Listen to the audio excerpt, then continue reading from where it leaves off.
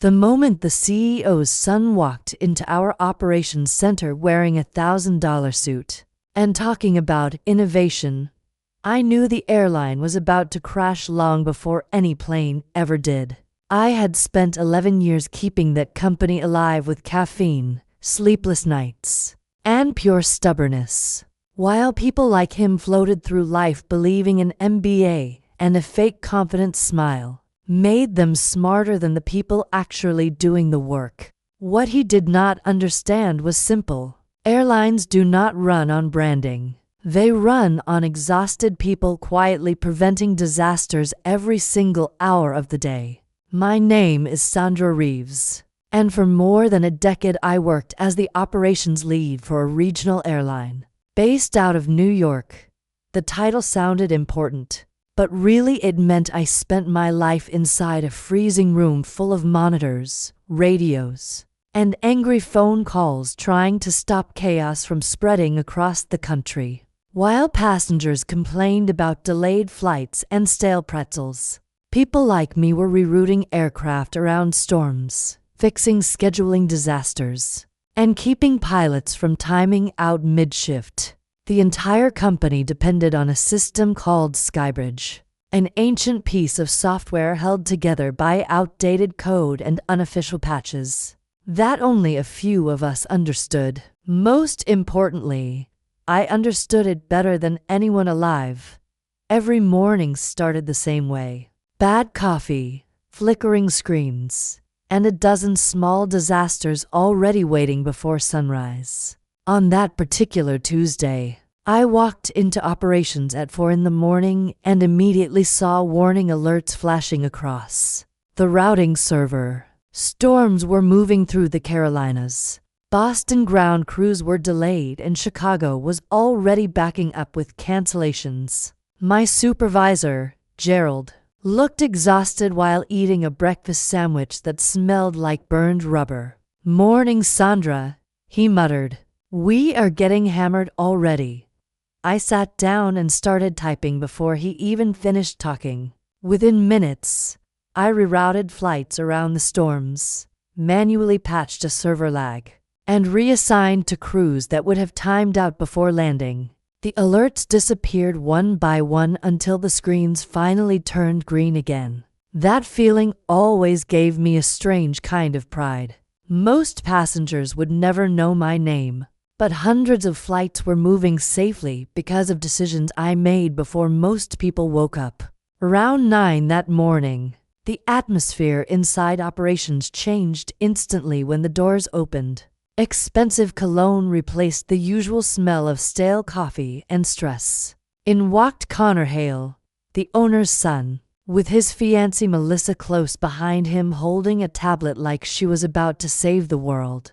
Connor had spent years traveling through Europe pretending to discover himself, while the rest of us worked overtime keeping the company alive. Now he suddenly had a new executive title and believed he was ready to modernize the airline. "Sandra," Connor said with a polished smile that felt completely fake, "we are here to observe operations today. Dad thinks it is time for a fresh perspective." Fresh perspective usually means somebody important wants to fire experienced employees and replace them with software nobody tested, I replied. Melissa laughed softly like I was being dramatic. She had been some kind of lifestyle blogger before deciding aviation was her new passion. 5 minutes into operations, and she was already talking about streamlining systems and optimizing workflow, even though she clearly did not understand how anything actually functioned. At noon, they called a boardroom meeting, and that was when I realized the company was truly in trouble. Connor stood in front of a giant presentation talking about artificial intelligence, productivity, and reducing unnecessary staffing. Melissa clicked through colorful slides filled with buzzwords while middle managers sat silently, trying not to lose their jobs. Then Melissa pointed at our Milwaukee routes and announced they planned to eliminate smaller aircraft and replace them with larger jets to reduce frequency and increase efficiency. I stared at her in disbelief. Those smaller aircraft existed because the runway at the secondary airport physically could not handle larger planes. On top of that, our business travelers depended on frequent departures. Cutting those flights would destroy the route financially within months. I explained all of that calmly, but Connor brushed it aside with the confidence of someone who had never solved a real problem in his life. That is outdated thinking, Sandra, he said. We need scalable solutions. That was the moment I understood none of this was about improving the airline. It was about ego. They hated needing people like me because we reminded them they were not actually capable of running the business alone. Over the next 2 weeks, the company became unrecognizable. Experienced workers were fired one after another and replaced with automation tools. That barely worked. The overnight support team was cut because Connor claimed nothing important happened after midnight.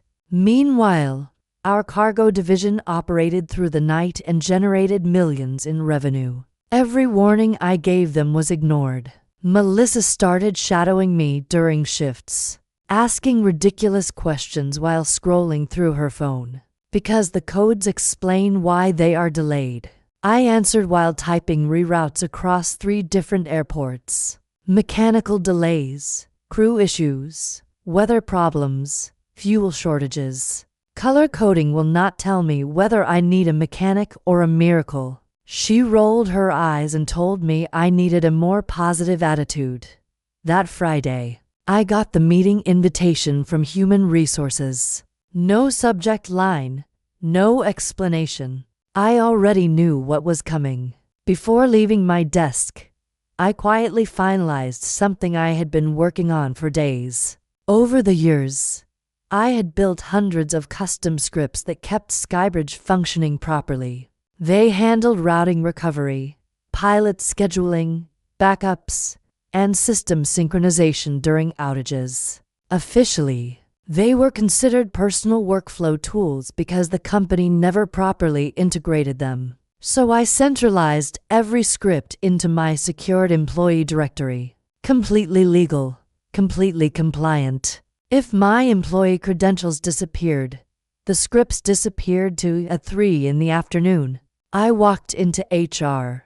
Connor sat beside Melissa, looking proud of himself. While the HR representative avoided eye contact entirely, Connor folded his hands together dramatically. Sandra, after reviewing operational culture, we feel your approach no longer aligns with the future vision of the company.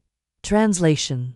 I said coldly, you are firing the person who keeps the airline functioning. Melissa jumped in immediately. Your negativity has become toxic for the workplace. I laughed out loud because it honestly sounded insane. 11 years of sacrificing holidays, sleep, and relationships for that airline. And suddenly I was toxic because I questioned people who had no idea what they were doing. Connor finally said the words. You are terminated effective immediately.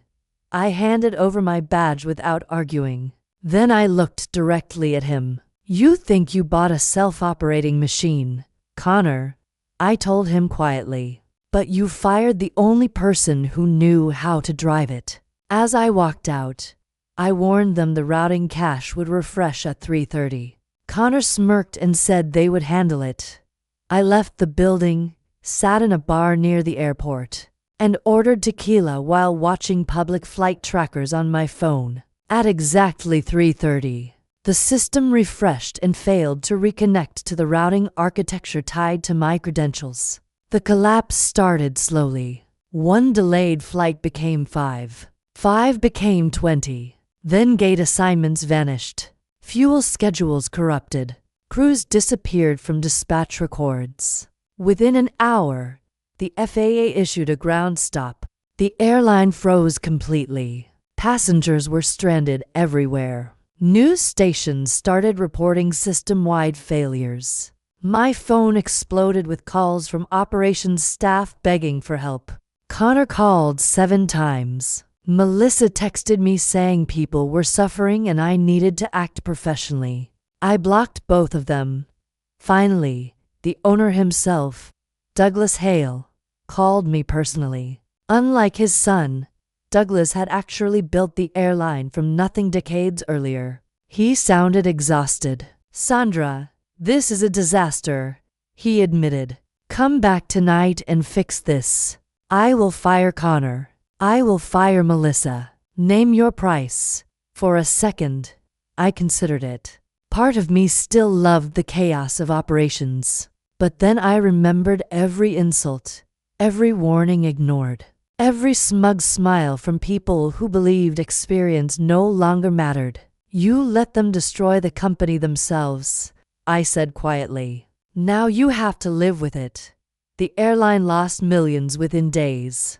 Flights were canceled across the country. Investors panicked. Reporters uncovered the truth about my firing. And suddenly, every competitor in the industry knew my name. 2 days later, I accepted a consulting contract with one of our largest rivals for nearly triple my old salary. They wanted my knowledge, not my obedience.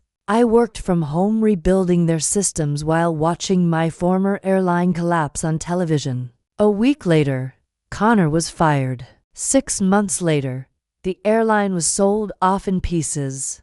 Sometimes I still miss that operations center. I miss the flashing screens, the pressure, and the feeling of solving impossible problems before sunrise. But then I remember something important. Companies love to call workers replaceable, right until the moment they discover exactly how expensive replacement really is.